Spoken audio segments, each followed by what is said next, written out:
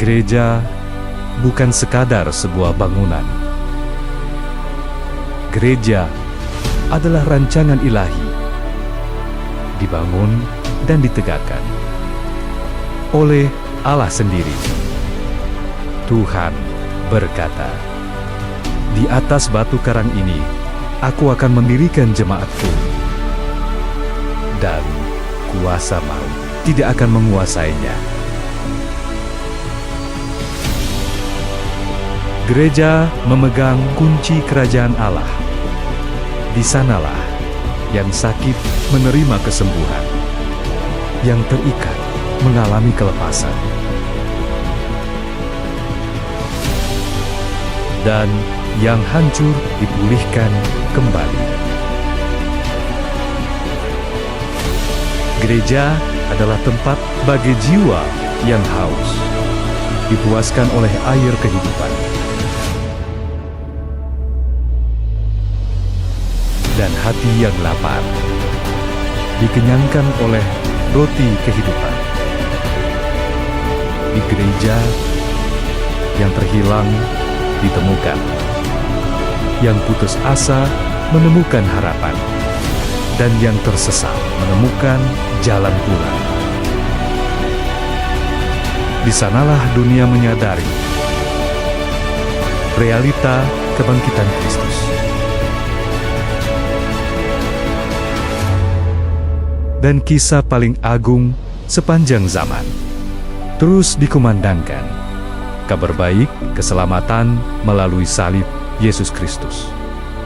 Maka hari ini Tuhan mengundang kita. Maukah Anda menjadi bagian dari gereja impiannya? Menjadi gereja impian dari kekasih kita, Yesus Kristus.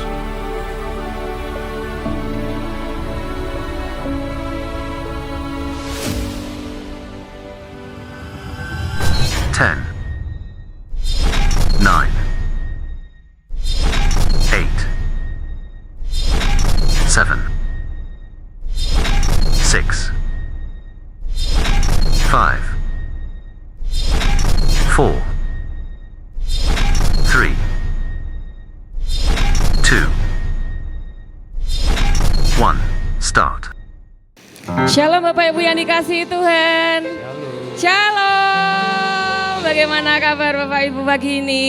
Luar biasa. Berapa banyak yang mengalami berkat-berkat Tuhan sepanjang minggu ini? Wah, keren. Berikan tepuk tangan yang paling meriah bagi Yesus Tuhan kita pagi ini. Bapak, kami mengucap syukur.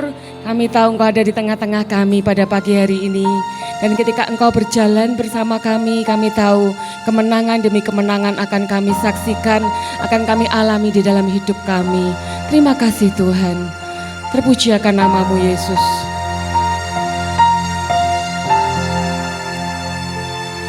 Ku yakin Kau hadir di sini. Ku rasakan kuasa yang tak terbatas. Ku yakin Kau nyata di sini. Kemenangan terjadi Di sini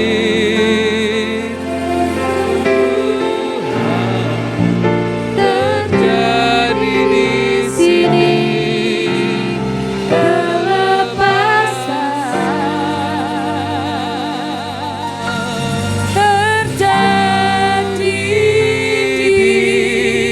sini.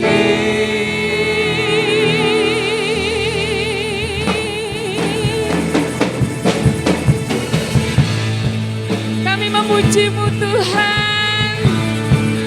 Kami bersyukur untuk kebaikan-Mu Yesus.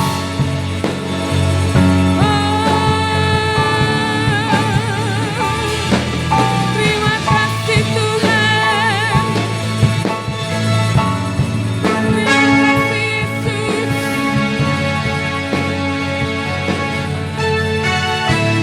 Mari bersama-sama katakan. Ku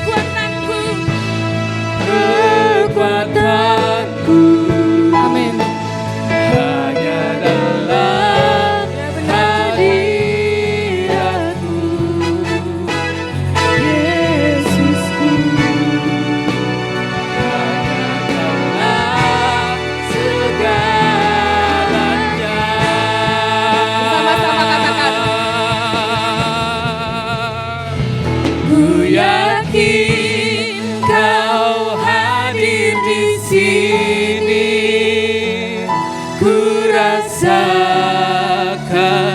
kuasa yang tak terbatas. Ku yakin Kau nyata di sini, kemenangan terjadi di sini. Mari saya ajak Bapak Ibu untuk bangkit bersama-sama. Mari dengan segenap hati katakan, kami menyembah-Mu Tuhan.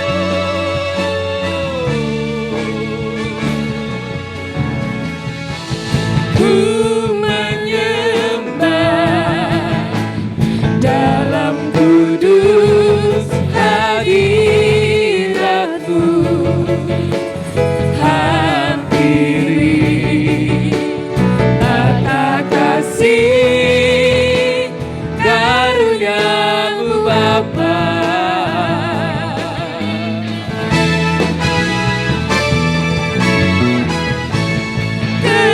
Kekuatanku hanya dalam hadirat-Mu, Yesusku. Hanya Kaulah segalanya.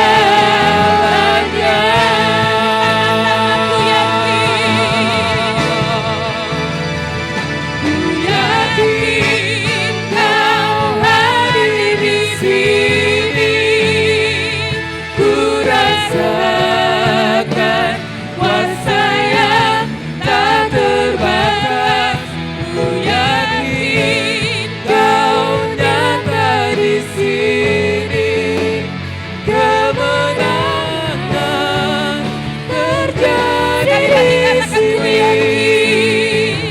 Ku yakin Kau hadir di sini, ku rasakan kuasa yang tak terbatas. Ku yakin Kau nyata di sini, kemenangan terjadi di sini. Senap jiwaku memuji-Mu, sungguh besar Kau Yesusku. Senang hatiku menyembah-Mu, Kau besar, Kau besar. Senang jiwaku memuji-Mu, sungguh besar Kau Yesusku.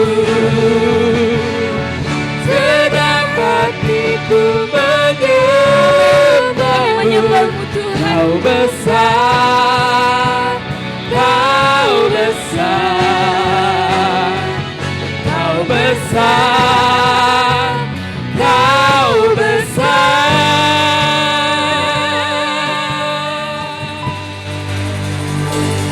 Ku yakin Kau hadir di sini, ku rasakan kuasa yang tak terbatas. Ku yakin Kau nyata di sini, kemenangan terjadi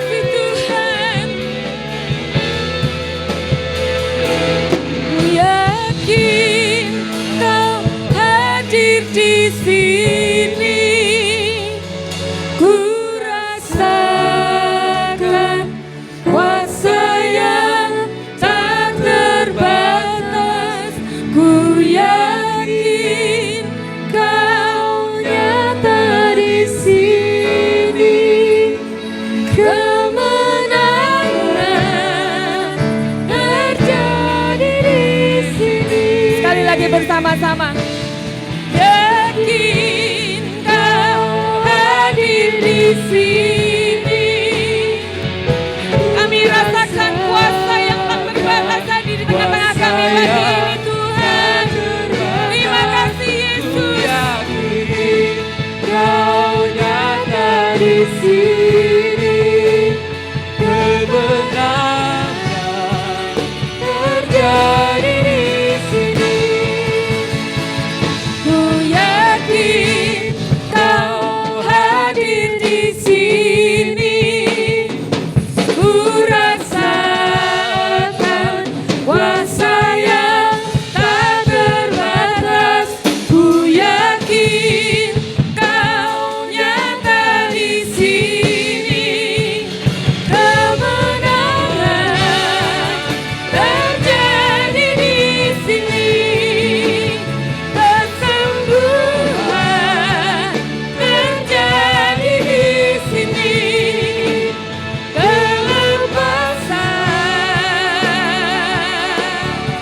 terjadi di sini.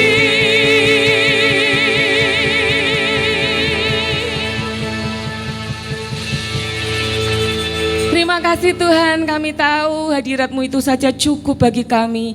Dan ketika Engkau hadir di tengah-tengah hidup kami percaya kami akan melihat kemenangan demi kemenangan terjadi di dalam hidup kami.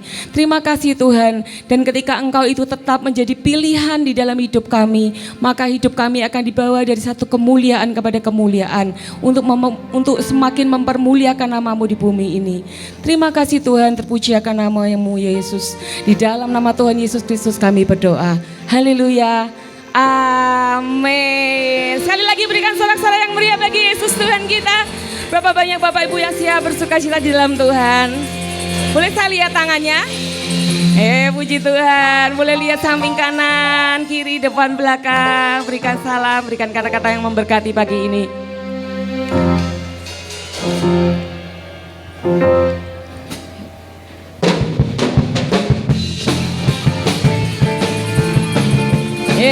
Mari bertepuk tangan bersama-sama.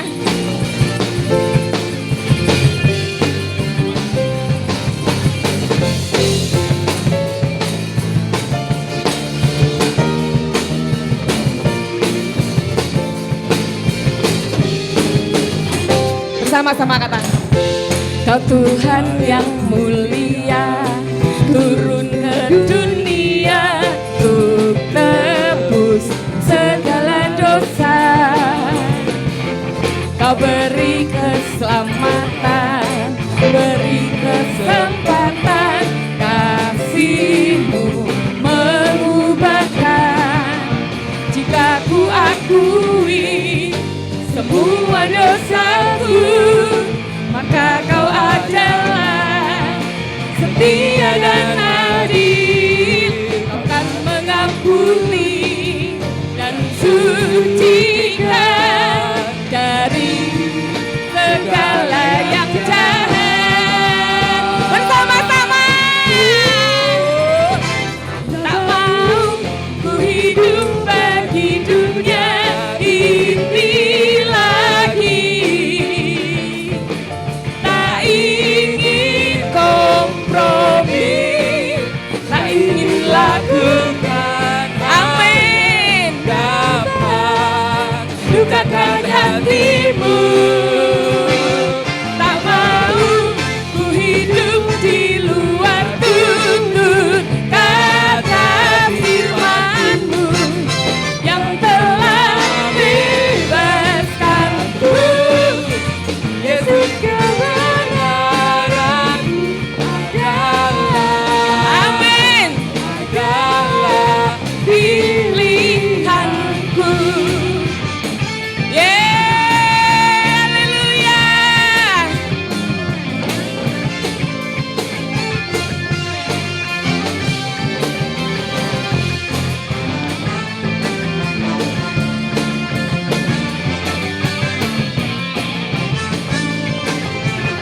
Sekali lagi bersama-sama katakan.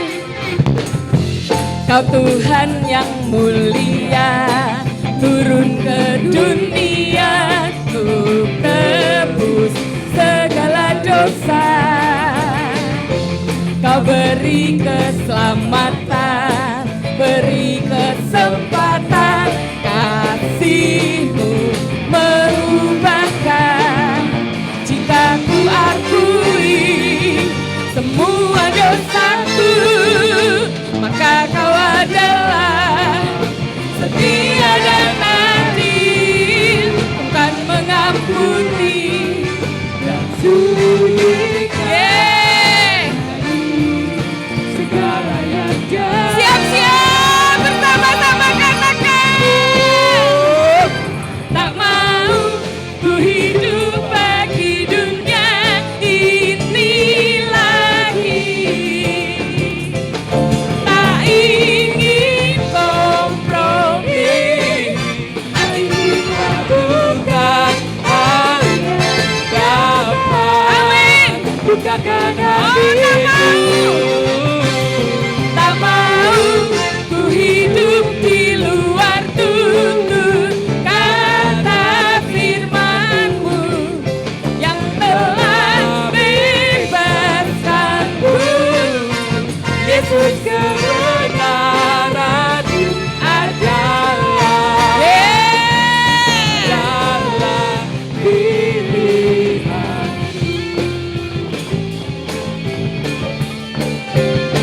Amin.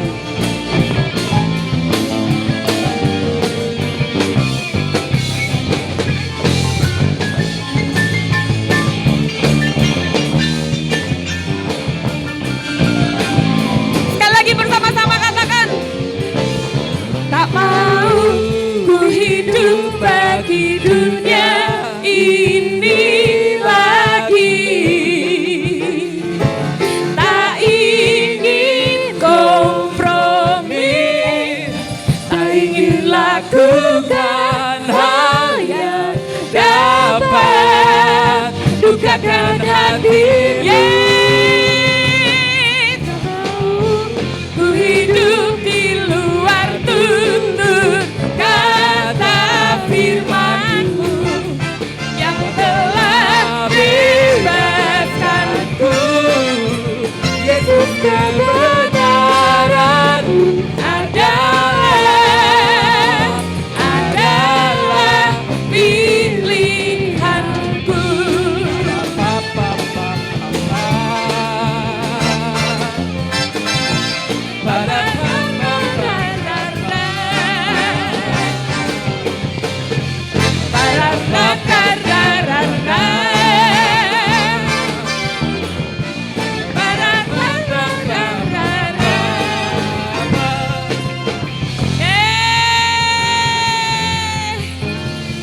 Masih siap bersukacita di dalam Tuhan, amin. Mari tetap bertepuk tangan bersama-sama.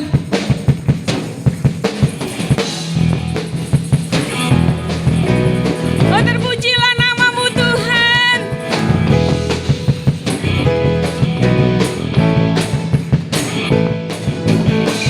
Terpujilah nama-Mu Tuhan, kuat dan penuh kemuliaan. Satu suara kami nyatakan, kebesaran-Mu tetap selamanya.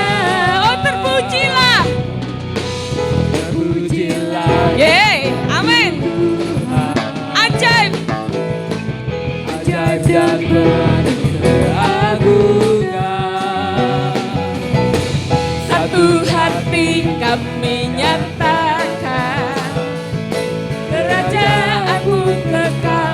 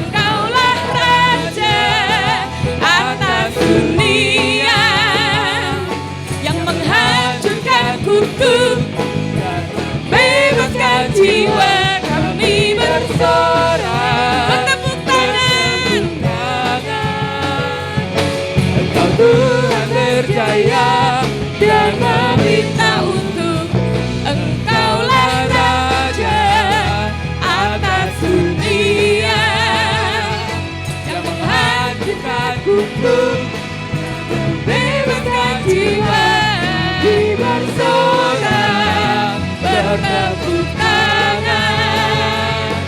Engkau Tuhan percaya dan memerintah untuk selamanya.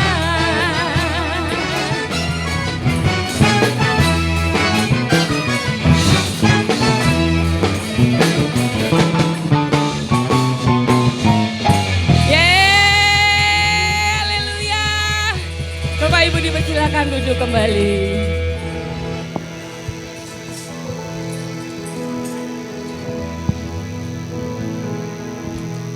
Mari bersama-sama kita persiapkan hati kita untuk mendengarkan firman-Nya pagi ini. Kita mau katakan bersama-sama, Tuhan, kami percaya akan kasih-Mu yang tidak pernah meninggalkan kami. Kami yang berharap kepadamu, Engkau itu akan menjaga hidup kami ya Tuhan.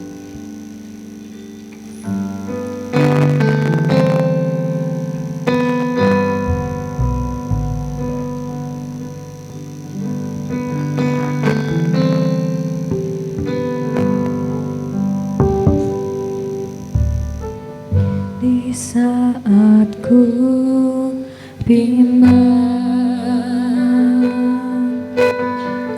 saat ku tertekan,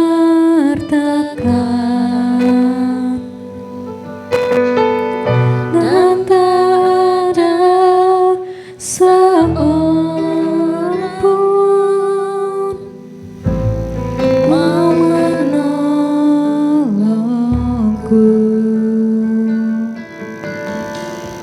Padamu ya Tuhan,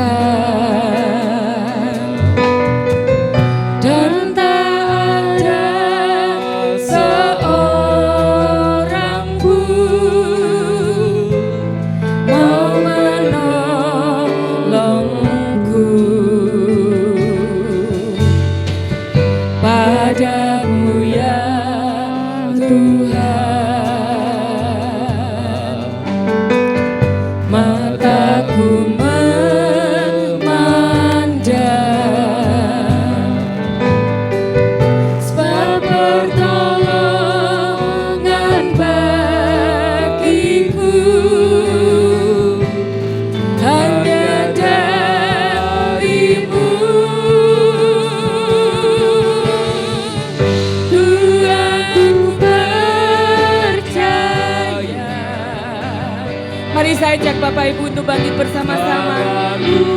Katakan dengan segenap hati, ini iman kami Tuhan.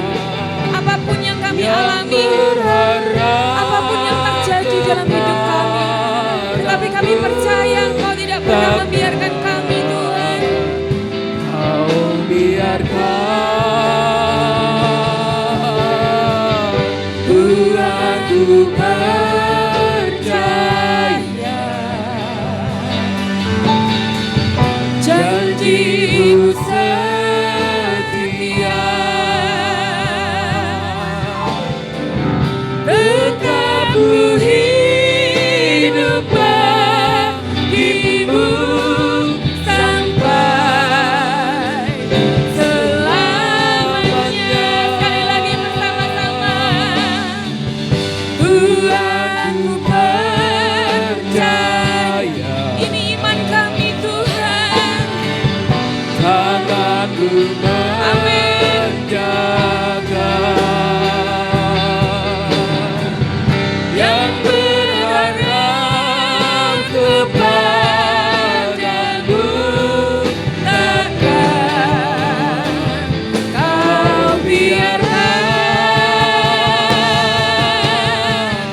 Tuhan, ku percaya janji-Mu setia, tetap ku hidup bagimu sampai selamanya.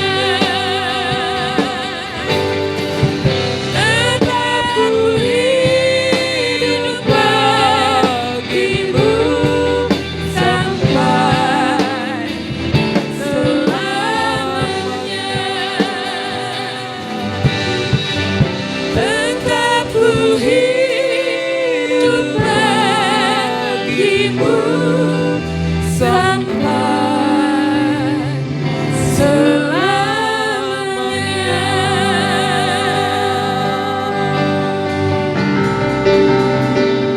Shandalarama-rama-rama-rama-rama. Ku menyembah-Mu Tuhan.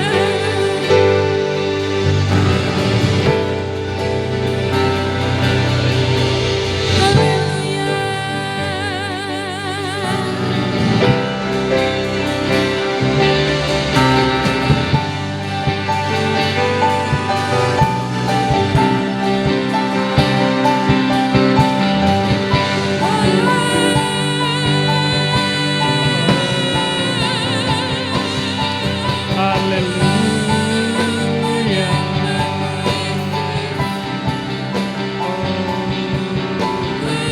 Percaya janji-Mu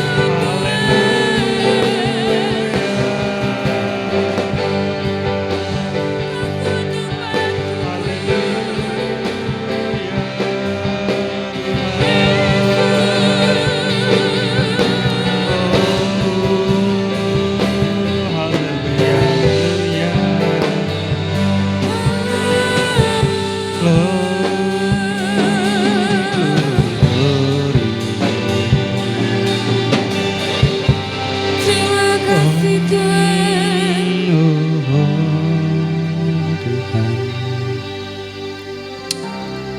Hati kami selalu mengucap syukur ya Tuhan untuk segala berkat kasih-Mu, anugerah-Mu bagi kami ya Tuhan yang masih dapat kami rasakan hingga saat sekarang ini. Kami sangat mengucap syukur ya Tuhan, kami dapat berkumpul di tempat ini bukan di tempat yang lain ya Tuhan. Kami tahu ya Tuhan, hadirat-Mu memenuhi tempat ini. Kau hadir di depan kami, Kau selalu senantiasa di samping kami ya Tuhan. Dan jika sebentar ya Tuhan, kami akan mendengarkan kebenaran daripada firman-Mu.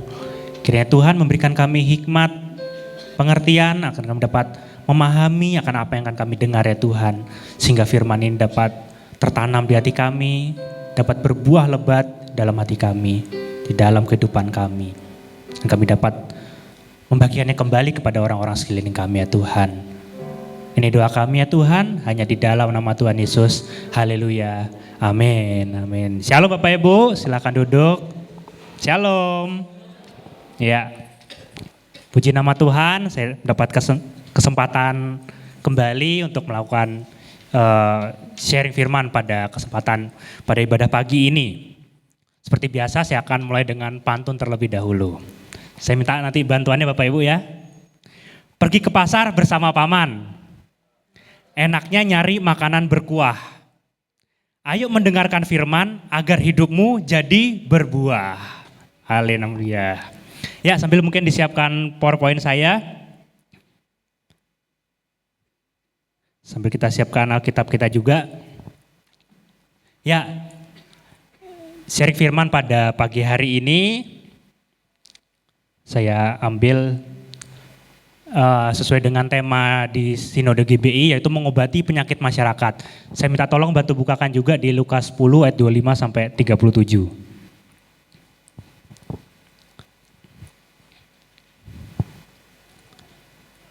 Lukas 10 ayat 25 sampai 37, nanti kita akan baca bergantian, saya akan baca terlebih dahulu, nanti selanjutnya Bapak Ibu dan bergantian saya kembali. Ini adalah perikop atau pasal di mana pada waktu itu Tuhan Yesus diperhadapkan dengan seorang imam Taurat seperti itu ya.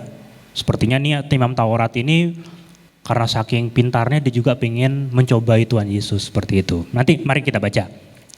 Ayat 25. Pada suatu kali berdirilah seorang ahli Taurat untuk mencobai Yesus, katanya. Guru, apa yang harus kuperbuat untuk memperoleh hidup yang kekal? 26.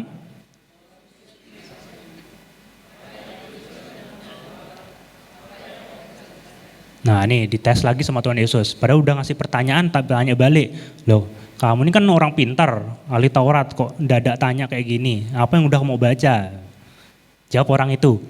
Nah ini hukum yang pertama. Kasihlah Tuhan Allahmu dengan segenap hatimu dan dengan segenap jiwamu dan dengan segenap kekuatanmu dan dengan segenap akal budimu, dan kasihilah sesamamu manusia seperti dirimu sendiri.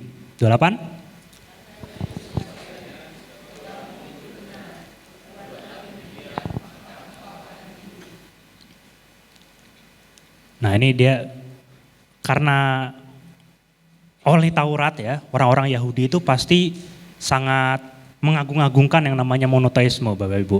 Tentang menyembah kepada Tuhan, menyembah kepada Allah, menyembah kepada Yahweh, pasti wow dia sudah semakin sedang di atas awan ini ya. Lagi dia mau bertanya lagi.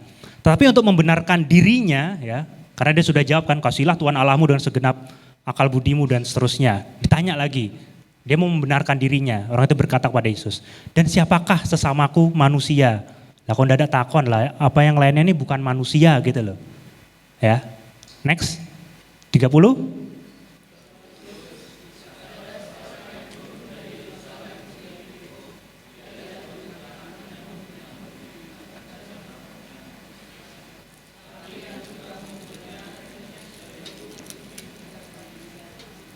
Ya, 31.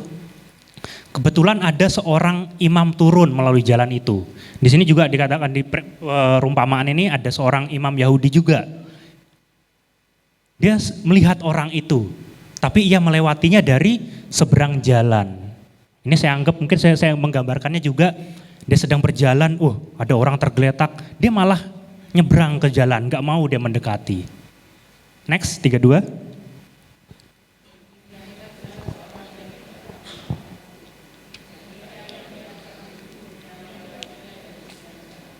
Sama juga nih orang Lewi, dia ngeliat tengah jalan, dia malah melewatinya dari seberang jalan.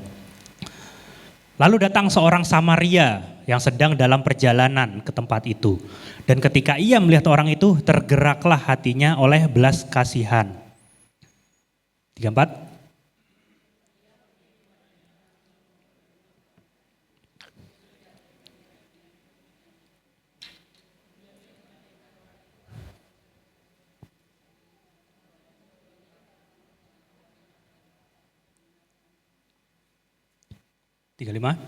Keesokan harinya ia menyerahkan 2 dinar kepada pemilik penginapan itu, katanya, rawatlah dia dan jika Kau belanjakan lebih dari ini, aku akan menggantinya waktu aku kembali.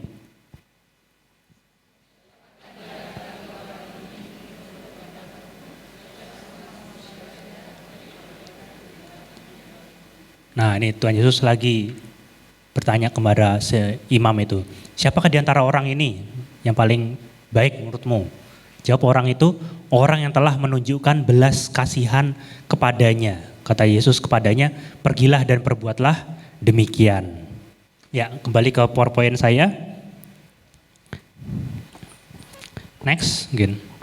Nah, tadi ini sudah kita baca Bapak Ibu ya, perumpamaan tentang orang Samaria yang murah hati disampaikan Yesus untuk menjawab pertanyaan, siapakah sesamaku manusia? Kok kayak gini pertanyaan mungkin bagi seorang profesor dokter kok tidak ada tanya siapakah sesama manusia, lah apa yang lainnya nih tumbuhan hewan itu ya kan. Kisah ini menggambarkan kondisi masyarakat yang terluka oleh dosa, kekerasan dan ketidakpedulian. Baik, kita coba terlebih dahulu Bapak Ibu, kita mungkin ada Bapak Ibu di sini yang bingung ya, kenapa kok seorang imam terus seorang Lewi ini kok berbuat seperti itu. Kita coba ulik lebih dahulu latar belakang mereka. Ya, jadi Bapak Ibu dalam kita menafsirkan perikop pasal itu harus kita tahu dahulu latar belakang pada waktu tempat kejadiannya, penulisannya seperti itu. Next, kita akan lihat satu persatu tokoh-tokohnya orang-orangnya tadi. Nah, tadi di sini ada 3 tokoh ya. Ada imam Yahudi, ada orang Lewi, ada orang Samaria. Siapa mereka ini? Nah, mereka ini sebenarnya memiliki kesamaan, tapi ya ada perbedaannya juga. Mereka bertiga ini hari kudusnya sama-sama hari Sabat. Ya. Mereka sama. Hari kudusnya hari Sabat. Nah, saya mengandai-andaikan pada waktu itu mungkin sedang hari Sabat Bapak Ibu. Ya. Dan namanya imam Yahudi, namanya orang Lewi, itu mereka dikhususkan, ya, mereka sudah dikuduskan, kados, untuk melayani Tuhan Allah.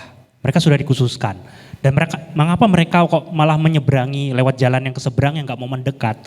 Dan mungkin mereka juga menganggap bahwa, wah mungkin bisa jadi nih orang sudah mati. Mungkin jangan-jangan ini adalah seorang mayat, ya, seonggok mayat.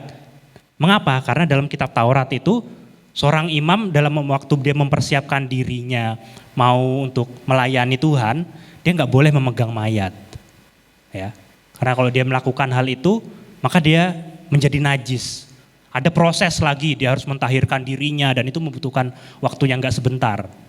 Dia harus mentahirkan dirinya, dia harus menyucikan dirinya, memberikan korban persembahan, dan dia juga mungkin sedang cepet-cepetan mau menuju bait Allah, mungkin seperti itu. Makanya dia mungkin tidak mendekat kepada orang yang sedang terluka tersebut, karena dia mungkin takut.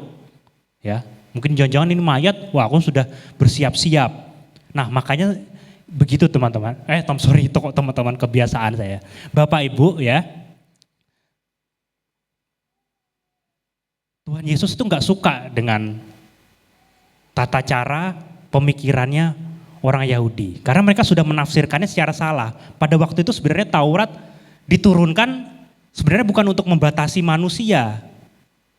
Tapi karena hanya pemikiran-pemikiran manusia, pemikiran-pemikiran orang-orang Yahudi, maka Taurat tersebut yang menjadi batas atau tembok pemisah antar sesamanya. Makanya di sini Tuhan Yesus ingin mengajarkan bahwa, loh kamu ini kan sesama manusia, kok sampai ada batas-batasan seperti itu. Makanya banyak sekali kita lihat contoh di Alkitab, Tuhan Yesus melakukan mujizat pada hari Sabat, Tuhan Yesus menyuruh orang mengangkat tilam, yang di mana pada waktu itu dilakukan pada hari Sabat dan sebenarnya tidak boleh untuk melakukan pekerjaan-pekerjaan. Jadi imam Yahudi ini dengan orang Lewi ini sebenarnya hampir sama Bapak Ibu. Orang Lewi ini sudah dikhususkan untuk yang menjadi pelayan khusus, pelayan kepada Allah. Dan seorang imam pasti dia adalah seorang Lewi. Tapi seorang Lewi belum tentu dia seorang imam. Karena itu ada sebuah jabatan. Nah, orang Samaria ini siapa? Orang Samaria ini juga sebenarnya orang Yahudi, Bapak Ibu. Tapi ada perbedaannya. Nah, ini yang kedua. Kitabnya antara imam Yahudi dan orang Lewi di sini sama. Kitabnya adalah Taurat Musa. Kitab Taurat yang diturunkan langsung kepada Musa. Ya, kalau yang kita kenal sekarang dari kitab Kejadian, Keluaran, Bilangan, Imamat dan Ulangan. Itu yang menjadi kitab mereka. Dan tempat ibadahnya pun juga mereka berbeda. Kalau imam Yahudi dan orang Lewi di sinagoge, ya, sinagog atau sebutannya juga. Mungkin Bapak Ibu juga pernah dengar ada namanya tembok ratapan, gitu ya. Tapi bukan tembok ratapan Solo ya, berbeda. Kalau tembok ratapan itu adalah bekas tembok pertahanan dari bait Allah yang sudah dihancurkan. Itu sisa-sisa temboknya yang sekarang menjadi situs suci orang-orang Yahudi dan mereka berdoa di depan tembok itu. Sisa-sisa bait Allah. Sambil mereka berdoa, sambil mereka menangis, makanya disebut dengan tembok ratapan. Sambil mereka menyisipkan kertas-kertas di antara sela-sela tembok tersebut. Nah, karena itu berada di luar, kalau sinagoge itu berada di dalam. Sebuah ruangan, sebuah tempat ibadah, itu namanya sinagoge. Nah, tetapi orang Samaria ini, mereka beribadahnya pun juga sebenarnya sama, tapi tempatnya yang berbeda. Ya. Mereka beribadah di Gunung Gerizim namanya. Mereka beribadah di sebuah gunung yang namanya Gunung Gerizim, sambil pun juga memiliki kitab sendiri. Ya. Sebutannya Samaritan Pentateuch, tapi ini saya tuliskan Taurat Samaria. Berbeda dengan Tauratnya Musa. 5 kitab Taurat itu mereka berbeda. Mereka memiliki kitab Tauratnya sendiri yang disebut dengan Taurat Samaria. Nah, mengapa kok orang Samaria ini kalau sering kita baca kok seringnya dibenci, seringnya kok nggak diakui oleh orang-orang Yahudi? Karena antara orang Lewi dan imam Yahudi itu adalah ras Yahudi murni, Bapak Ibu. Mereka tidak ada kawin campur. Nah, sedangkan orang Samaria ini sudah ras yang Yahudi yang campuran. Sudah campuran, sudah mereka beranak pinak, kawin campur dengan orang-orang di sekitarnya yang mungkin juga tidak mengenal Tuhan Allah seperti itu. Makanya mereka sering dimusuhi, sering dihina, sering dinajis-najiskan seperti itu. Itu ada latar belakangnya sendiri pada waktu perpecahan kerajaannya Salomo menjadi 2. Mereka tersebar, terbagi menjadi 2 antara utara dengan selatan. Nah, yang utara inilah yang orang Samaria. Mereka kawin campur dengan orang-orang sekelilingnya yang mungkin juga tidak beribadah atau tidak percaya kepada Tuhan Allah. Nah, jadi itu seperti itu Bapak Ibu latar belakang para tokoh ini. Mengapa kok imam dan orang Lewi ini kok malah menjauh daripada seorang yang terluka ini? Padahal ya, orang yang terluka ini juga sesama orang Yahudi. Karena mereka takut, ada tembok pembatasnya, yaitu kitab Taurat itu. Kitab Taurat itu yang menjadi pembatas sesama manusia, padahal itu sesama Yahudi. Tapi mereka tidak mau menolongnya, malah mementingkan hukum itu terus. Makanya Tuhan Yesus datang ke dunia untuk menunjukkan, lah kamu ini aku sudah menurunkan, Bapakku sudah menurunkan Taurat, kok malah kamu salah menafsirkannya, malah lebih mementingkan, lebih menakutkan hukum Tuhan daripada Tuhan Allah itu sendiri. Wow, kalau sudah berdebat tentang hukum Taurat itu mereka sudah hafal di luar kepala Bapak Ibu. Tapi kalau kita lihat sekarang, orang Samaria ini ternyata mereka sudah dinajis-najiskan, sudah nggak dianggap oleh orang Yahudi asli. Tapi dia mau menunjukkan sisi kemanusiaannya kepada si orang Yahudi yang terluka. Bahkan pun sampai juga tadi Tuhan Yesus bertanya lagi, dari ketiga orang ini siapa yang menurutmu orang yang berperilaku baik kepada sesama? Si imamnya nggak mau nyebut orang Samaria. Karena udah dianggapnya orang najis, orang yang terpinggirkan. Dijawabnya orang yang menolong si orang terluka tersebut. Tidak mau dia nyebut orang Samaria. Karena ada pemikiran, ada tembok pembatas, mengapa hal ini bisa terjadi. Seperti itu Bapak Ibu. Next mungkin. Nah, dari pasal yang sudah kita baca ini tadi Bapak Ibu, apa yang bisa kita pelajari? Ya. Yang pertama ada kepekaan terhadap penderitaan. Dari ayat yang ke-33 tadi yang kita baca, ketika ia melihat orang itu tergeraklah hatinya oleh belas kasihan. Orang Samaria itu peka Bapak Ibu. Walaupun dia tahu, ini orang Yahudi biasa najis-najisin aku, ya, tapi dia mau melihat, dia mau tergerak untuk melihat sisi kemanusiaannya. Makanya juga ada pada waktu itu kisah di Alkitab, Tuhan Yesus datang ke sumurnya orang Samaria. Dia ngajak ngobrol seorang perempuan Samaria, ya, dia ngajak ngobrol, beri aku minum katanya. Kaget si perempuan Samaria nih, loh kamu ini kan orang Yahudi asli, kok mau ngomong sama saya, seorang Samaria, apalagi saya ini seorang perempuan. Kaget dia. Nah inilah dia mau mengajarkan bahwa kemanusiaan itu lebih penting dibandingkan hukum-hukum Taurat tersebut. Karena sudah salah menafsirkan dari hukum Taurat. Bisa paham sampai sini Bapak Ibu ya? Bisa mengikuti maksud saya ya? Dan bahkan juga pertanyaan dari si imam Yahudi tadi yang kita baca ini sebenarnya dia punya kesombongan. Tapi apa Bapak Ibu? Jawaban Yesus atas pertanyaan yang kedua tadi, siapakah sesamaku manusia? Ini bahkan mungkin menohok gitu ya. Menohok kepada si imam. Wah kok pertanyaannya seperti ini malahan.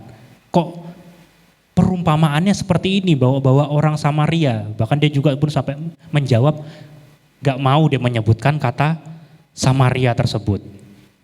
Ya. Kepekaan terhadap penderitaan ini ditunjukkan oleh orang Samaria. Yang bahkan pun dia juga dinajis-najiskan, diolok-olok oleh orang-orang Yahudi. Next. Penyakit terbesar masyarakat hari ini bukan kemiskinan, narkoba, pornografi, korupsi, tetapi ketidakpekaan. Saya yakin Bapak Ibu di sini pastilah peka ya terhadap satu sama yang lainnya.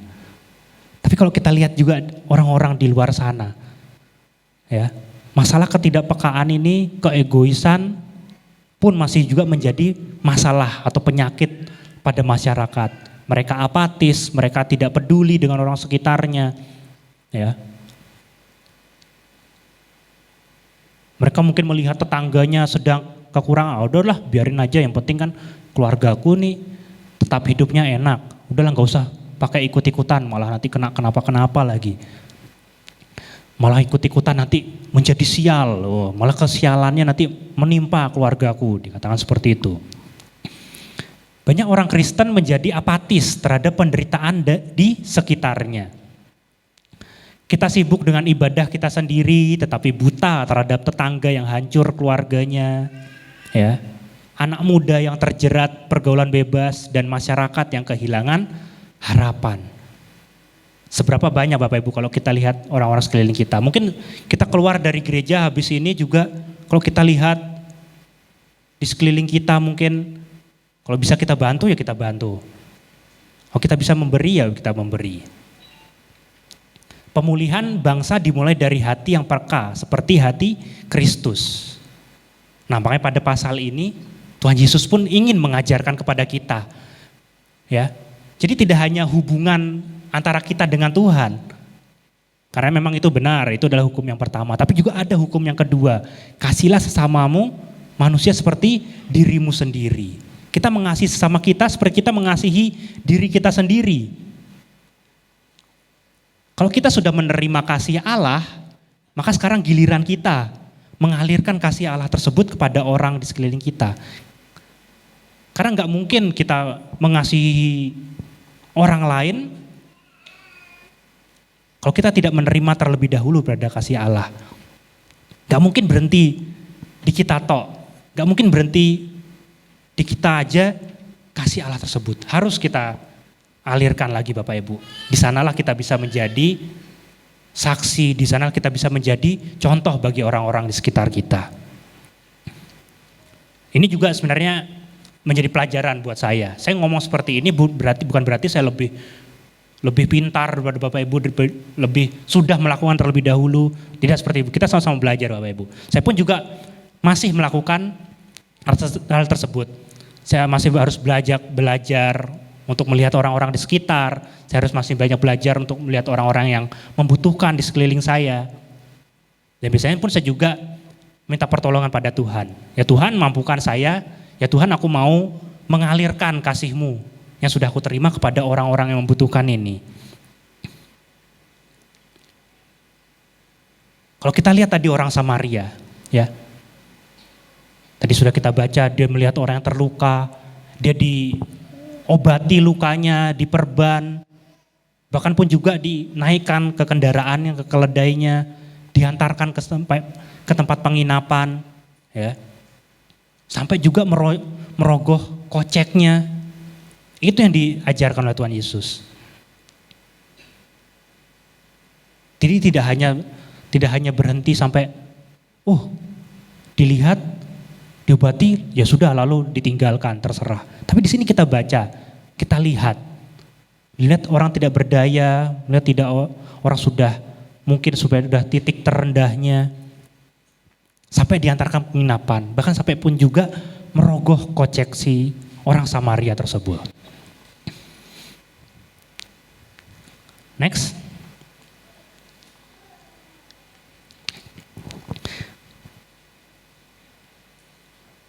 Saya juga pernah Bapak Ibu ya.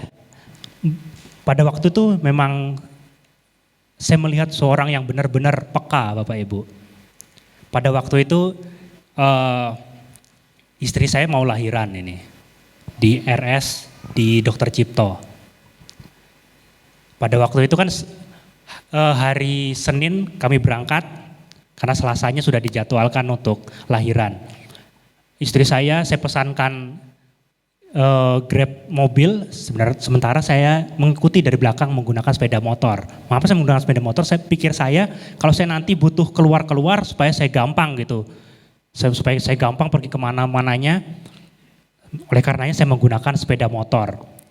Sampai juga hari Selasa malam, karena saya terus standby gitu kan ya, mulai dari Senin sampai juga dengan hari Selasa, akhirnya Selasa pagi anak kami sudah lahir, puji Tuhan ya.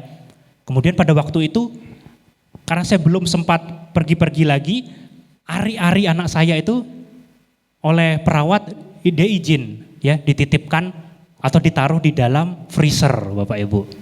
Karena belum sempat saya kubur pada waktu hari itu, gitu kan. Langsung saya kan tetap menemani istri pada waktu itu hari itu sampai antara jam 8 atau jam 9 malam itu saya baru ingat, astaga, ari-arinya belum dikubur. Wah, sampai udah, tak pulang dulu, saya bilang kayak gitu kan.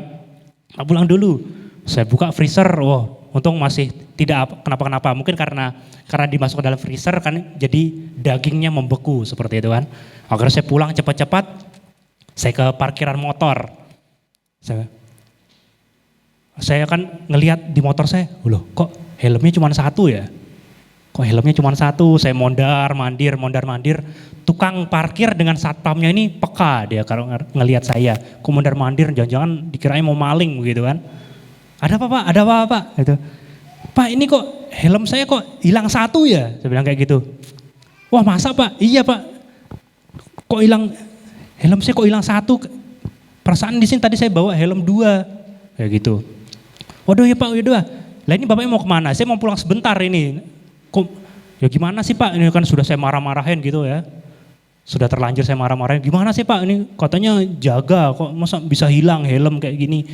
Aduh Pak maaf Pak. Sudah sebentar ini mau ada pergantian shift nanti dicek dari CCTV-nya. Bapak pulang aja dulu. Langsung saya WA istri saya. Nih helmmu hilang loh tak bilang. Saya helmmu hilang. Loh kok bisa? Istri saya panik. Langsung perasaan aku kan kemarin pakai Grab mobil, kan gak pakai helm. Oh astaga iya ya, karena sudah saking paniknya saya lupa. Seperti itu. Padahal tukang parkir sudah terlanjur saya marah-marahin, saya kembali dari rumah, Baru, wah tukang parkir saya mohon maaf Pak ya. Saya sudah marah-marah. Ternyata saya yang kelupaan, mohon maaf Pak. Karena saya sudah panik. Tapi saya apresiasi kepekaan saudara saya bilang. Waduh saya mohon maaf Bapak. Seperti itu. Nah ini ternyata si tukang parkirnya ini peka. Dia juga mungkin berarti dia bekerja dengan tulus Bapak Ibu. Tidak dengan keterpaksaan. Nah kita lanjutkan kembali. Itu intermezzo aja Bapak Ibu, supaya kita ini nggak terlalu tegang. Nah, apa yang bisa kita pelajari lagi dari nats yang barusan kita baca? Yang kedua yaitu kepedulian yang dinyatakan dari ayat yang 34 tadi. Ia membalut luka-lukanya. Nah ini nggak hanya ditolong, tapi juga dibalut luka-lukanya. Menyiraminya dengan minyak dan anggur, menaikkan orang itu ke atas keledainya sendiri. Kasih tidak berhenti di perasaan, tetapi diwujudkan dalam tindakan nyata. Harus dengan tindakan nyata Bapak Ibu. Ya, mungkin gampang kalau bagi kita ya, kalau kita ngomong ya Tuhan aku mengasihi Engkau, ya Tuhan aku mau memberi persembahan kepadamu, ya Tuhan aku mengasihimu dengan sungguh-sungguh. Itu gampang Bapak Ibu kita ucapkan. Tapi kalau kita tahu juga hukum yang kedua ini bahwa kita harus mengasihi sesama dengan manusia, ya. Mungkin ada perasaan yang menyentil, mungkin ada perasaan yang mengganggu setelah kita membaca ini, ya. Bahwa kasih Allah itu harus ditunjukkan, diwujudkan dengan tindakan nyata. Beberapa bulan yang lalu saya juga mendapat kesempatan itu kan, saya ke Manokwari, Papua. Kalau sebutannya Manokwari itu kota Injil Bapak Ibu. Nah, mungkin kalau contohnya seperti kalau mungkin di Jogja kota pelajar seperti itu ya. Kalau Semarang ini apa ya kemarin ya? Kota Atlas saya pernah baca gitu. Nggak tahu mungkin karena banyak atlasnya atau gimana saya juga kurang tahu. Tapi kalau Manokwari itu disebutannya kota Injil. Karena apa? Wah itu pada waktu saya datang pemikiran saya itu jauh berbeda ternyata. Saya kira itu Manokwari itu seperti mungkin hutan-hutan seperti apa. Tapi saya lihat ya sama aja kayak di Semarang. Banyak toko-toko seperti ini, banyak-banyak apa itu dealer motor seperti ini, warung-warung ya sama aja ternyata. Katanya kota Injil tetapi kok orang aslinya sendiri pun sudah banyak yang berpindah. Karena apa? Tidak ada pekaan orang-orang Kristen itu sendiri. Malah yang lebih peduli adalah orang-orang di seberang kita. Itu Bapak Ibu, contoh yang sudah nyata yang terjadi. Mungkin nanti kalau Bapak Ibu kembali ke tempat masing-masing, lihatlah orang-orang di sekitar kita. Lihatlah orang-orang di sekelilingnya yang membutuhkan bantuan, yang membutuhkan pertolongan. Jangan sampai kita tidak peka Bapak Ibu. Next. Jangan kita apatis ya Bapak Ibu. Mengobati penyakit masyarakat tidak cukup dengan mengkritik, mengeluh atau membuat status di media sosial. Nah ini Bapak Ibu, dewasa ini ya Bapak Ibu ya, pasti sudah sering kalau kita mendengar istilah-istilah. Kalau yang dulu, mulutmu harimaumu, katakan. Kalau sekarang, jarimu harimaumu. Ya. Pasti Bapak Ibu, saya yakin sudah tahu banyak tentang media sosial ya. Saya yakin juga Bapak Ibu pasti punya lebih dari satu akun media sosial. Mungkin kalau yang dulu punya Facebook, terus nambah lagi, ada yang punya Twitter, nambah akun lagi, ada yang punya Instagram. Nah saya yakin Bapak Ibu pasti punya. Terus nambah lagi juga punya akun TikTok. Wah, nambah terus pokoknya. Karena di masa ini kita lihat perkembangan teknologi pun seperti itu, banyak sekali. Apalagi kalau contoh yang kemarin ya, yang tentang pasien BPJS, ada yang ngikutin ya pasti ya. Yang pasien BPJS-nya akhirnya meninggal. Nah ini kan di komen-komennya tersebut, di threads ya, banyak ditemukan ternyata komentar-komentar dari dokter dan nakes-nakes Bapak Ibu. Padahal si pasien tersebut kan dia sedang berkeluh kesah mungkin ya. Tidak mendapatkan ruangan rawat inap, ada seorang dokter yang komen, ya udah sana di kamar jenazah aja pasti kosong, dikatakan seperti itu. Wah ini kan namanya orang sedang kesakitan, orang sedang kesusahan, Mungkin harapannya satu-satunya kan ada di rumah sakit tersebut. Tapi kalau sama dokternya malah disuruh langsung mati aja, itu kan ya tidak profesional kalau saya rasa seperti itu. Padahal mereka sudah disumpah secara etika profetik. Seperti itu Bapak Ibu. Dan bahkan pun ternyata akhirnya apa? Si dokter tersebut, nakes tersebut ada yang sampai dikeluarkan oleh rumah sakitnya karena dampak dari jarinya sendiri. Makanya sekarang istilahnya jarimu harimaumu. Apa yang kita ketik, apa yang kita pikirkan ya.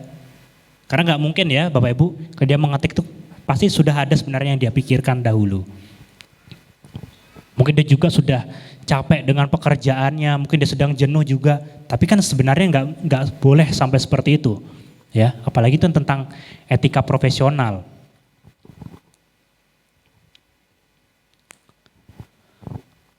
Gereja dipanggil untuk turun tangan, mengunjungi, mendoakan, mendampingi, membalut luka mereka yang terluka secara fisik, mental, dan rohani. Nah ini bagus juga Bapak Ibu. Jadi luka itu nggak hanya tentang fisik aja, pun juga tentang mental Bapak Ibu ya. Tapi jangan sampai juga self diagnose Bapak Ibu. Tahu self diagnose? Mendiagnosa diri sendiri itu di media sosial juga anak-anak muda ini wah sering gencarnya. Aku lagi anxiety nih. Aku kena bipolar nih. Lah siapa yang mendiagnosa gitu bisa kena bipolar. Ini yang kena bipolar aja kayaknya nggak gitu-gitu banget gitu loh. Dia kalau bisa ngomong. Aku kena anxiety yang beneran aja nggak kayak kamu gitu loh. Ini ada sebuah fenomena Bapak Ibu. Anxiety, bipolar, itu langsung ditulis di Instagramnya. Penyintas anxiety. Waduh ini. Next mungkin. Nah ini hal yang ketiga yang bisa kita pelajari. Kasih yang berani berkorban. Apa yang diajarkan Tuhan Yesus kepada ahli Taurat ini melalui kisah yang sudah kita baca. Melalui kisah orang Samaria yang baik hati. Perumpamaan yang Yesus sampaikan sesungguhnya merupakan sebuah teguran. Sebuah teguran Bapak Ibu. Bahwa yang berkenan di hadapan Tuhan bukan orang yang merasa dirinya itu menguasai Taurat. Yang berkenan di hadapan Tuhan itu bukan orang yang pintar tentang Taurat, pintar tentang kerohanian aja. Ya. Bukan berhenti kasihnya Allah di dia tok. Bukan. Tapi Tuhan Yesus mau mengajarkan bahwa yang berkenan di hatinya adalah bisa menyalurkan kasih Allah itu kepada sesamanya. Karena Tuhan Yesus sendiri yang ngomong, hukum pertama, kasihlah Tuhan Allahmu dengan segenap hatimu. Hukum yang kedua, kasihlah sesamamu manusia. Bukan yang terus-terusan sibuk dengan kehidupan rohaninya sendiri, bahkan apatis dengan orang-orang di sekelilingnya. Bahkan pun kita juga sudah pernah membaca di kitab Matius atau Markus, ya, dia sudah sibuk, dia sudah capek banyak meluangkan waktunya untuk pekerjaan Tuhan. Ya Tuhan ini aku, ya Tuhan ini aku. Tapi pada akhirnya apa? Tuhan mulai katakan, loh kamu siapa?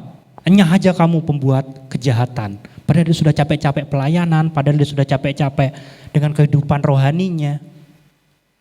Ya. Jangan sampai kita seperti itu Bapak Ibu. Kita sudah meluangkan waktu kita, sudah meluangkan biaya, waktu, tenaga, pikiran. Tapi pada akhirnya pun Tuhan Yesus tidak mengenal kita. Jangan sampai seperti itu Bapak Ibu. Karena apa sekali lagi, yang berkenan di hati Tuhan itu bukan tentang kepintaran kita, kecakapan kita, kehidupan rohani kita sendiri, bukan tentang itu. Tapi kita bisa berdampak di orang sekeliling kita. Next. Tuhan tidak menginginkan kita menjadi penonton Bapak Ibu. Tetapi menjadi jawaban. Gak hanya kita nontonin orang sedang kesusahan, makin jatuh makin senang, tepuk tanganin. Tapi kita bisa menjadi jawaban. Seperti Kristus yang berkorban bagi kita, kita dipanggil untuk berkorban bagi kota kita, sekeliling kita. Gereja yang kuat bukan gereja yang hanya penuh di dalam gedung, tetapi yang berani keluar dan membayar harga untuk memulihkan masyarakat. Berdampak. Makanya saya senang ada satu istilah, gereja itu bukan museum, Bapak Ibu. Kalau kita menganggap bahwa museum itu kan hanya menampilkan barang-barang yang mungkin langka gitu ya. Nah, gereja pun seharusnya bukan seperti itu. Gereja bukan museum, tapi dia menjadi bengkel. Gereja tidak hanya menampilkan jemaatnya yang sedang rajin beribadah, tapi dia juga bisa menjadi bengkel. Dia mengubah orang, jemaatnya, untuk keluar lagi, berani keluar dan membayar harga. Next. Ada satu istilah ya di kekristenan, yaitu predestinasi. Yaitu bahwa Allah sudah menentukan atau memilih bagi siapa saja yang menerima keselamatan. Sejak semula, bahkan sebelum dunia diciptakan. Ini ada satu istilah.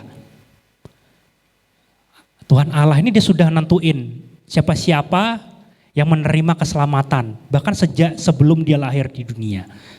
Saya nggak pernah setuju dengan istilah ini. Karena apa?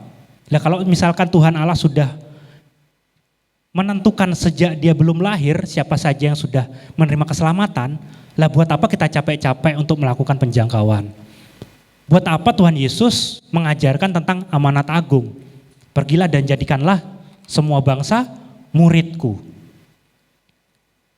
Saya nggak pernah percaya ini, satu istilah ini. Tapi ada gereja-gereja yang mengajarkan tentang predestinasi ini. Bahwa keselamatan itu sudah Tuhan berikan untuk orang-orang tertentu aja. Lah buat apa terus kita capek-capek menjangkau orang-orang yang belum percaya? Ya. Dan saya lihat pun juga gerejanya ya hanya berkutat dalam internalnya saja, nggak pernah mereka melakukan hal yang di luar tersebut. Kenapa? Ada karena kepercayaan predestinasi itu. Dan bahkan saya lebih senang dengan istilah eklesia ini, yaitu perkumpulan orang yang dipanggil keluar. Keluar dari mana? Keluar dari gereja ini, ya. Setelah kita dibentuk, setelah kita masuk di dalam bengkelnya Tuhan ini, kita sedang dipersiapkan untuk keluar, inside out. From inside to outside, untuk menjangkau orang-orang di sekeliling kita. Itu yang lebih saya senang, itu yang lebih saya setuju. Sesuai dengan ajaran Tuhan juga, sesuai dengan amanat agung juga dalam Matius 28. Kita ini adalah perkumpulan orang-orang yang dipanggil keluar, Bapak Ibu. Mungkin tim musik bisa menyiapkan diri. Saya lebih senang pada ini. Daripada kalau sedang predestinasi, ya, lah buat apa kita capek-capek kita melakukan pekerjaannya Tuhan, buat apa kita capek-capek menjadi dampak bagi orang, buat apa capek-capek kita mungkin mengadakan Indonesia Ceria, ya. Itu sampai ada kemarin saya lihat kan orang-orang di sekeliling gereja, penduduk sekeliling gereja pun datang ke sini. Karena apa? Ingin menjadikan berkat, ingin menjadi berdampak. Itu yang lebih saya setuju. Karena kita ini adalah perkumpulan orang-orang yang dipanggil keluar. Kita tutup Alkitab kita coba renungkan firman yang baru saja kita dengarkan, Bapak Ibu. Kita naikkan satu pujian dengan pelan.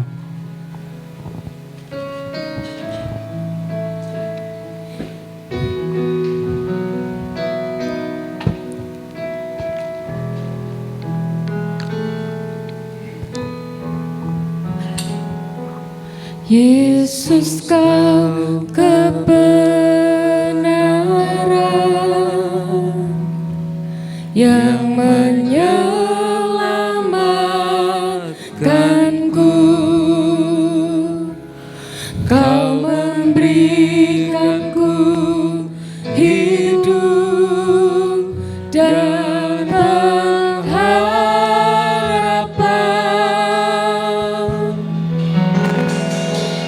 Ku hidup kehendak-Mu,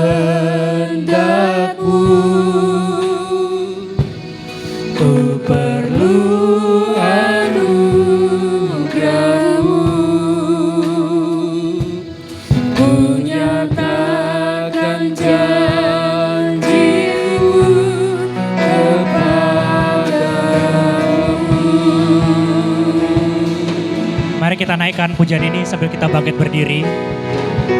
Yesus kau kebenaran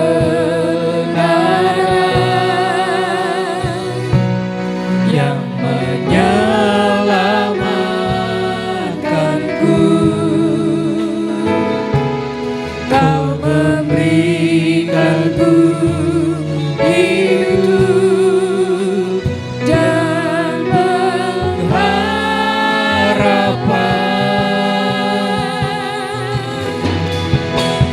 Ku ikut kehendak-Mu,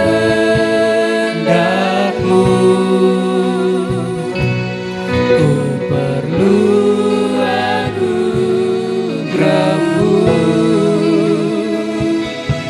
Ku nyatakan janji-Ku kepadamu.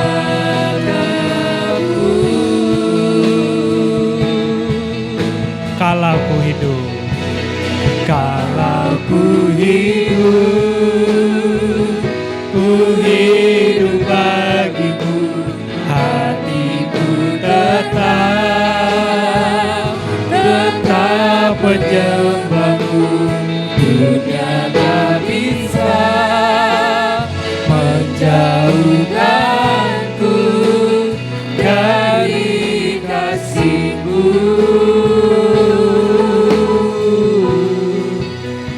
Selama ku hidup bagimu, hatiku tetap memandang-Mu. Dunia tak bisa menjauhkanku dari kasih-Mu. Tuhan ingatkan saya satu hal Bapak Ibu. Tuhan Yesus itu Tuhan yang suka menjangkau. Ya. Dia nggak suka nunggu kita bersih dulu baru dia datang. Dia yang datang ke sumur orang Samaria. Dia yang datang ke pohonnya Sakeus. Dia datang ke rumahnya pemungut cukai.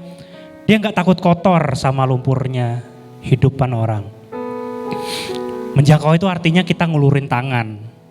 Pas orang lain mungkin sudah menyerah, pas sudah mungkin orang lain sudah berputus asa. Dengerin pas orang lain mungkin sudah dia lelah untuk bercerita.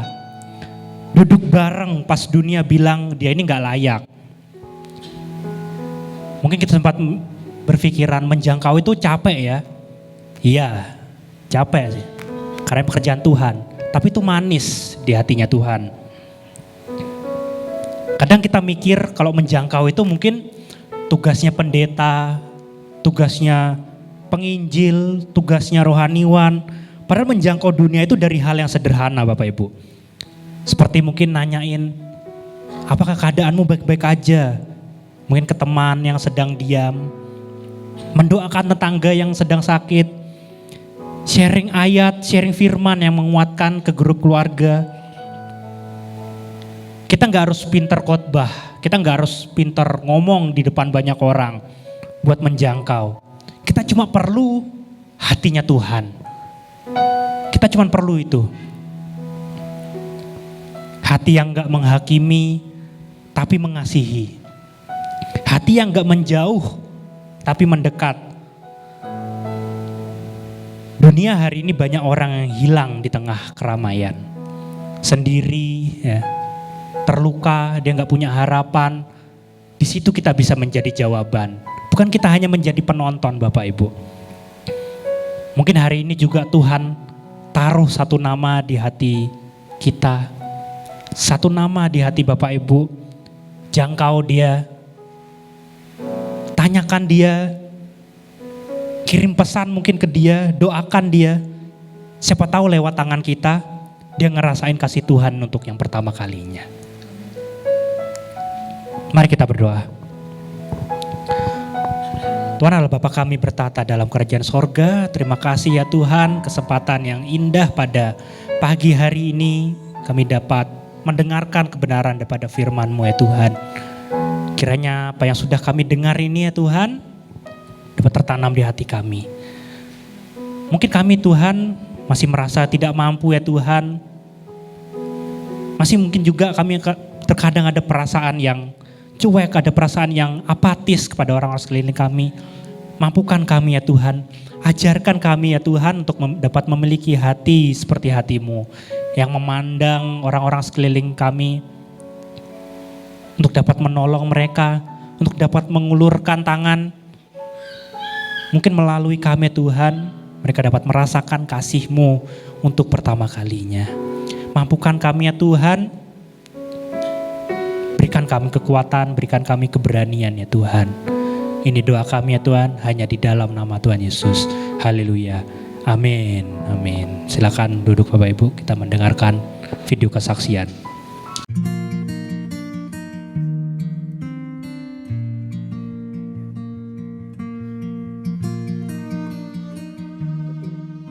Shalom, saya Budi. Saya pertama kali datang ke GBI Lamtera pada Oktober 2020. Saat itu saya baru memutuskan untuk sungguh-sungguh mengikut Tuhan dan bertumbuh di dalam iman. Selama berjemaat di GBI Lamtera, saya banyak mendapatkan pengajaran firman Tuhan serta perhatian dari para hamba Tuhan. Saya juga beberapa kali berdiskusi dan mendapat arahan dari Pak Gustaf. Namun saya percaya semua itu hanyalah alat yang Tuhan pakai. Roh Kuduslah yang sesungguhnya membimbing, mengubahkan, dan membuat saya semakin peka mendengar suara Tuhan. Hari demi hari saya merasakan hidup saya semakin bertumbuh secara rohani, memiliki hubungan yang lebih dekat dengan Tuhan, dan belajar taat mengikuti setiap tuntunan Tuhan. Saya sungguh bersyukur karena Tuhan menempatkan saya di GBI Lamtera sebagai tempat saya dibangun, diperlengkapi, dan semakin mengenal Tuhan. Puji Tuhan, semua kemuliaan hanya bagi Tuhan Yesus.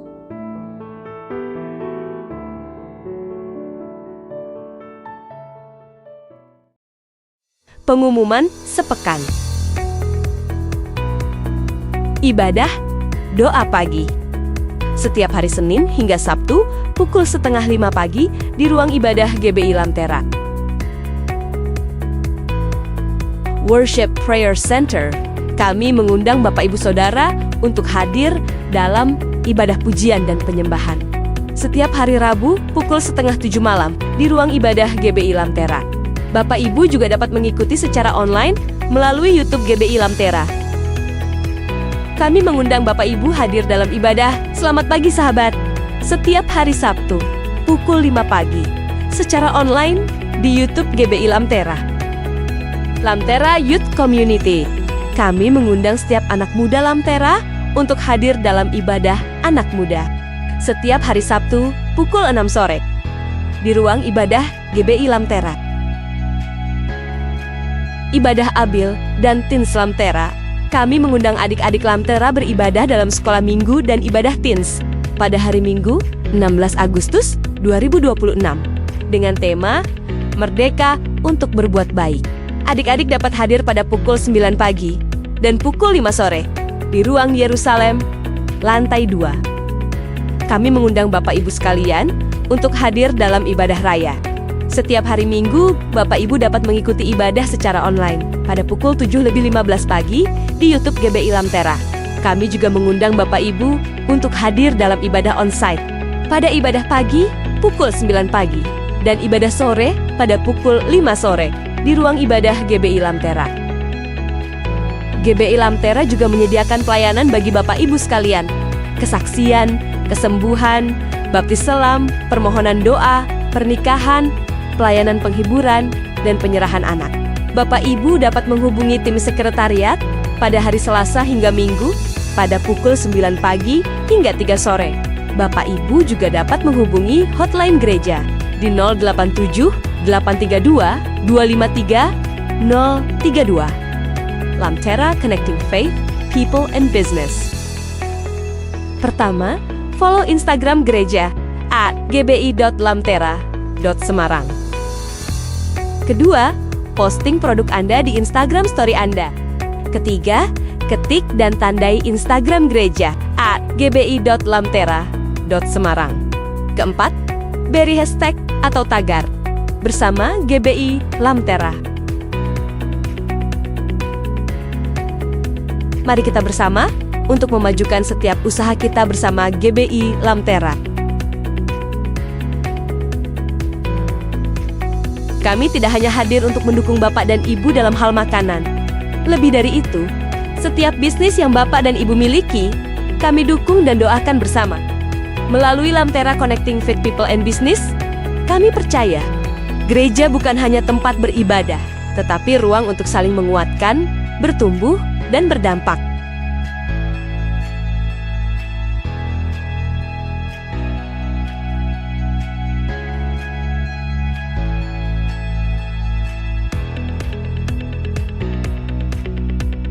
Kami mengundang setiap gembala Komsel untuk hadir dalam pertemuan Gembala Komsel pada hari Minggu 9 Agustus 2026 pukul 11 pagi atau setelah ibadah raya pagi di ruang ibadah. Komsel Online bersama Komsel Kanaan 2 pada hari Selasa 11 Agustus 2026 pukul setengah 7 malam secara online via Zoom.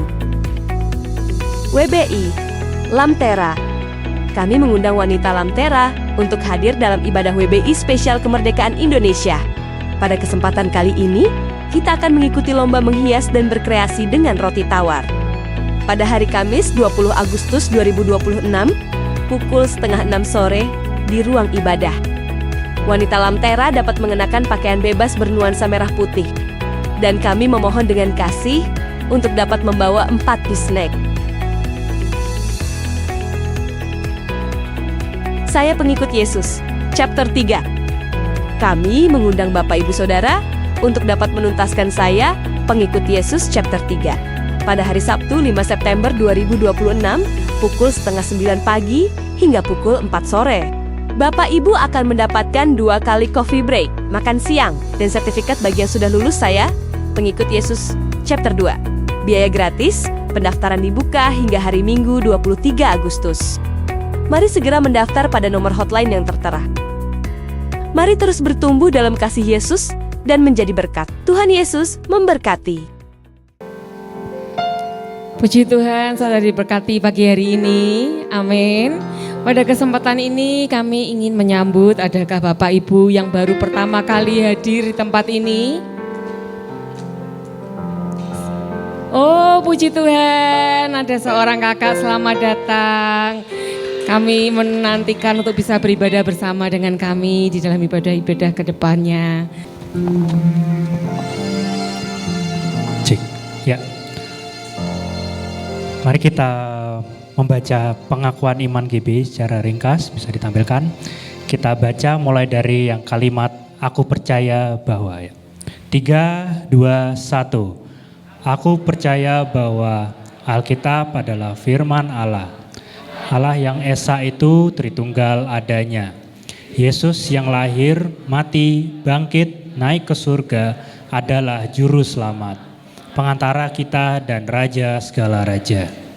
Manusia berdosa harus bertobat dan beriman agar diampuni, dibenarkan dan dilahirkan baru, lalu dibaptis secara selam dan hidup suci. Bahasa roh adalah tanda awal baptisan Roh Kudus. Gereja melakukan perjamuan kudus dan meyakini kesembuhan ilahi. Tuhan Yesus akan datang kembali, ada kebangkitan tubuh, kerajaan 1000 tahun, hukuman kekal dan hidup kekal. Baik, kita persiapkan amplop persembahan kita. Mungkin ada juga yang menggunakan kris, kita mengangkat amplop persembahan kita, mari kita berdoa. Ya Tuhan, Allah Bapa kami, kembali kami datang di hadapan-Mu ya Tuhan. Kau yang melihat tangan-tangan yang terangkat ini ya Tuhan. Kiranya Tuhan, Engkau yang berbicara kepada kami, dalam hati kami, berapa yang harus kami berikan ya Tuhan, dalam persembahan kami ini kepada-Mu ya Tuhan. Kiranya persembahan hati kami ini dapat menyenangkan hati-Mu ya Tuhan, dapat berbau harum, dapat berguna bagi perluasan kerajaan-Mu di tempat ini ya Tuhan. Kiranya Tuhan memberkati kami dengan berlimpah-limpah sesuai dengan apa yang akan kami taburkan ini ya Tuhan. Dan kita mengangkat tangan kita siap menerima berkat daripada Tuhan. Tuhan memberkati engkau dan melindungi engkau. Tuhan menyinari engkau dengan wajahnya dan memberi engkau kasih karunia. Tuhan menghadapkan wajahnya kepadamu dan memberi engkau damai sejahtera. Diberkatilah engkau, diberkatilah keluargamu, diberkatilah orang tua, anakmu, saudaramu, diberkatilah sekolahmu, perkuliahanmu, pekerjaanmu, setiap usahamu pasti akan dibuatnya berhasil. Engkau akan menjadi kepala bukan menjadi ekor. Engkau akan menjadi terang dan garam dunia dimanapun berada. Tuhan akan selalu senantiasa di sampingmu sambil memegang tanganmu dengan membawa kemenangan. Dan pulanglah dengan membawa berkat daripada Tuhan. Hanya di dalam nama Tuhan Yesus. Haleluya. Amin. Amin.